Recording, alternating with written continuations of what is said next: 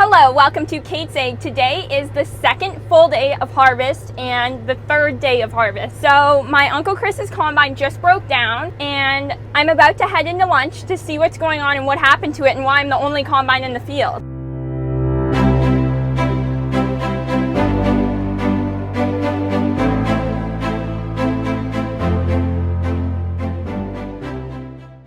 I'm the only combine that's able to go right now because the other one broke down. Could you explain what happened, Dad? The belt broke for whatever reason. So one combine is a lot slower to get the wheat picked up, but at least we still have one going. Hi, Darcy. Hi. I'm here with Dean, and he's one of our employees for harvest, and you drive truck, and you were also in my first time driving truck video in the grain bin. Yes. So you took the belt off. Yes. How do you like harvest so far? It's a little slow, but it's going good. It's going good. If we just keep constant pace, we'll be doing good. Yes, definitely, for sure. We've only got this combine, my combine, running right now. Yeah, the star of the show. Yes. It's kind of, it happened that way with the 9610 and I too. So see, you must be doing something right if you're the only one out in the field. Yes, exactly. And let's hope to keep it that way. Proving all the guys wrong, breaking everything while you just sit out there and do your job. Yes, exactly. This is the 9760 STS that is broke down in the field. My Uncle Chris went to town to get a belt and parts for it to help fix it.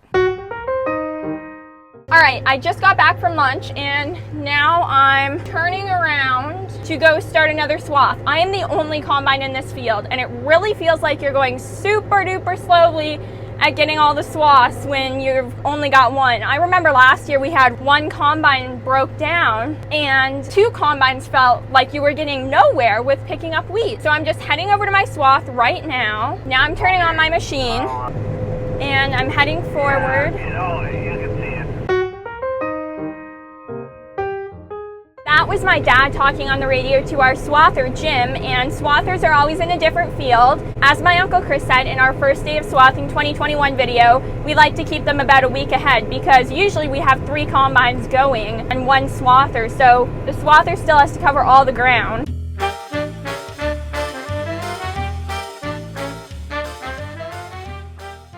I'm going about 2.8 miles an hour right now, so I'm just trying to speed up. I have a grain cart all to myself though. I kind of like that because sometimes you have to wait for other combines and stuff like that, but I don't today. So that's kind of exciting. Now I have to be really careful with my combine because if I were to plug up my combine, we would have no combines going. That would be horrific because it's really important to get this wheat off the ground in a timely manner because weather might come in.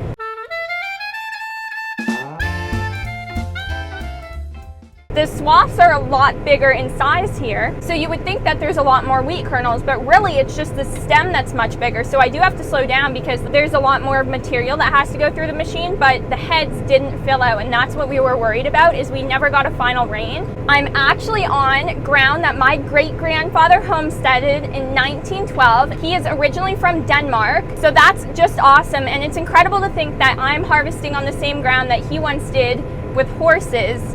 I just can't even believe it. I am now 4th generation and the farm has still lived on and survived. This ground has seen technology throughout the years. It is pretty incredible. I have a pretty good feeling for the combine now and it's only been a day and a half so far. So that's really good. I always get these errors and things on my screen that beep, so I have to press this green check mark to let them go. It's crazy how in a car, a 1/10 of a mile an hour, you'd never know the difference, and even a mile an hour, whereas in combine, 1/10 of a mile an hour makes the world of difference. I'd like to say a huge thank you to Mr. Ricari and his family for sending me this wonderful Yeti lunchbox and ice packs and cooler because I absolutely love it and it's my favorite color. I'll be taking it in the combine with me every day, and I have been, and it's been so helpful. So thank you so much, and I really appreciate all your kind and informational and awesome comments. And also hello if you're watching.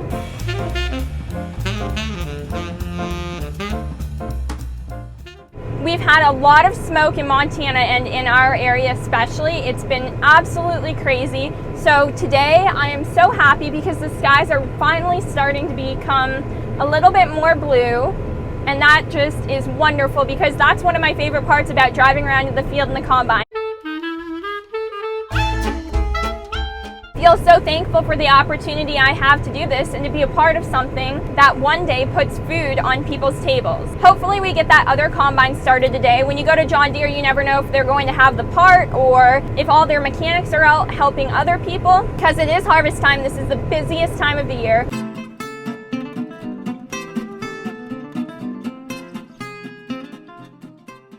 Right here is my hydrostat, and if I move it back the slightest bit, that changed 0.2 of a mile an hour.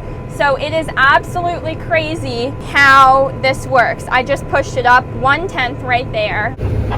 The wheat swath is huge right here. If you've seen the big elevator that we use for grain storage in any of my videos, it's right over there. So that's where we are in relation to the elevator. The 15 grain bins are way over there. I just saw a bird in the wheat swath, so I'm going to go very slowly and carefully. Oh, there he is right there. He's so cute. Oh no, I can't run him over. The combine just pulled back in the field, so I thought everything was good and it was fixed, but it looks like my dad is pulling out of the field. I now just pulled out of my wheat swath because my dad pulled out of his. Looks like the combine's still not working, so I moved over to the outside pass because I'm going to have to dump this time. But my window isn't full yet. There's always lots of problems at harvest. That's just what happens. I guess we'll see if my dad can get the combine working. They must have got the belt put in it. What happened was the belt was shredded in the field, and then Dean, our employee, cut the rest of it out.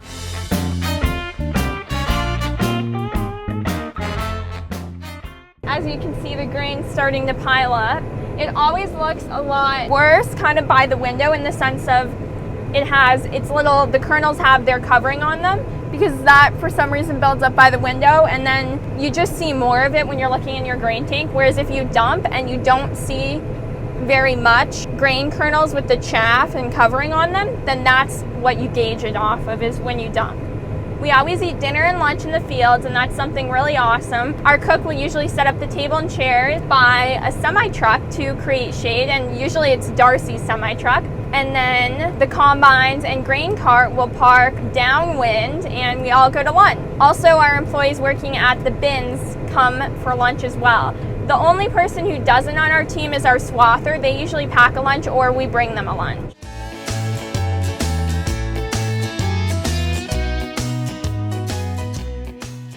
My grain tank should be filling up here within the next. I'm about halfway through my row, so another quarter of my row and I should be filling up. My window is now completely full, but I'll get a buzzer on my screen and a little notification that says when my grain tank's full. The grain cart driver should be coming here soon, so I'll put my auger out. Even though I'm not full, he's pretty far away. I always fill up right at this part of the field. We have so many birds in the wheat swaths. I just love to see them. And also, since we don't have the straw choppers on and we're leaving rows of straw for a baler to come and pick up, they can go over there and have a new little home for a little while, which is awesome. And here the grain cart comes. So you'll get to see me dumping on the go. I have a little yellow button I press here once the grain cart's fully under me and has matched my speed. And then I already clicked my auger out button, and once the grain is stopped at the very end of the dump, I'll put my auger back in. It's our grain cart driver's second day. I think he's doing pretty good compared to our other grain cart drivers. It's important to have patience for your new team members who have never experienced this before. I'm only going 2.8 miles an hour right now. I could be going faster, but I don't like to max it out when I'm with the grain cart, and especially only on a second day. Looks like the grain's almost empty. So when it's about right there, I'll press my button and shut it off. And then once the grain is fully stopped coming out, I put my auger in, and that's our grain cart driver's signal to go forward. And then I give him a little bit of a nod so he knows. The red harvesting crew across the road over here. You mostly see green combines in the area, but the occasional red ones. Here's the swath. It's absolutely gigantic. The other combine is still not going. It broke down around 11 or 11:30, and it's 4:30 now and still not running. Now I'm finishing this row, one row in, because I completely forgot that I had a half row to pick out up on the outside. So thankfully my grain tank buzzer isn't going off, and the grain cart driver didn't know what I was doing, so I was just explaining to him that I think I'm going to head this direction and just do another lap. And instead of roading up and getting this, I'll just go all the way around and road back down to it, because I was already done with this swath when I realized my mistake. My dad did a half a row, and every time when I get around there, I completely forget about it because I only remember it when I'm down here.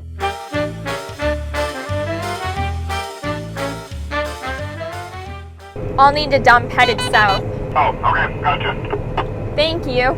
The grain cart driver's parked way over there. I've got a grain tank full light. I just got my grain tank full buzzer. I just want to let him know that he should maybe come here in a speedy manner. I know you were going to swing around and pick up this two little chunks here is why I came down here. Sorry, I misunderstood. No, that's okay. Thank you. I'm going to get that rather than, because I was almost already done with the row, rather than road back up and get it, I thought I'll just get it when I come around. A little bit of confusion there because of these half rows. My window is not even got grain in it. He might make it. So now I'm going to spin my combine around, and because the row headed west, ooh, I did that a bit fast. Because the row headed west only has about 4 more swaths, like the width of the field, I'm really trying to bridge the gap between farmers and consumers so that everyone can learn how their food gets to their table and where it all starts, which is on a farm, and also how their clothing is grown, because cotton and all the materials that are natural fibers start on a farm and eventually end up in your closet or on your table. And it's a very important process, I think, for people to understand and know about. This field we probably would have been done with at least 2 hours ago, I think, if we had another combine. It's slowing down our operation considerably, and my grain cart driver made it. You made it just in time.